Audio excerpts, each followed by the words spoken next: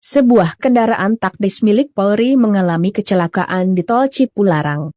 Dalam video yang beredar di media sosial, mobil Baracuda Brimob Polri terguling di kilometer 84 Tol Cipularang.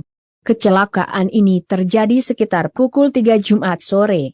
Mobil Baracuda Brimob Polri disebut-sebut tengah mengawal vaksin dari Bandara Soekarno-Hatta menuju Bio Farma Bandung. Namun di tengah perjalanan, tepatnya di kilometer 84 Tol Cipularang, mobil Baracuda tiba-tiba menghantam pembatas jalan dan terguling. Kejadian ini sempat menimbulkan kepanikan. Tidak ada korban jiwa dalam kecelakaan ini, tetapi kemacetan sempat terjadi, karena sebagian badan jalan tertutup mobil Baracuda. Usai kecelakaan, mobil Baracuda kemudian dievakuasi dengan menggunakan mobil derek. Polda Jawa Barat belum memberikan keterangan resmi terkait kronologi ataupun penyebab kecelakaan ini.